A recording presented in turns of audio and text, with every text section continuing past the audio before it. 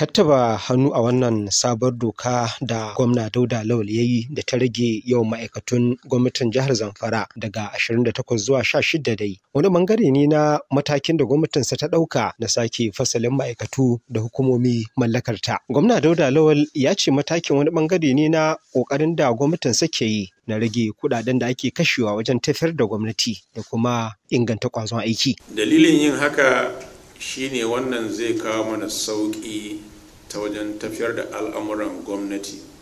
kuma zai rage irin kashe-kashen kuɗi da ake yi wanda kuɗaɗen ya kamata mu yi amfani da su don gina al'ummar jihar Zamfara. Saboda haka wannan abu ne wanda zai kawo mana ci gaba, kuma na yi imani da irin gudunmuwar da al'umma za su bayar da goyon baya. Wannan abu ne wanda insha Allahu zai canza manufofinmu da yawa a wannan jiha namu, zai tabbatar da cewa mu ma mun shiga cikin sauran jihahe wa'anda suke abubuwan da ya kamata na gudanar da mulki a ƙasar nan. Saboda haka yau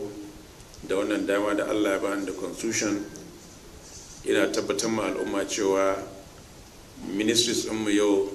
daga yau din nan in an tashi wannan wuri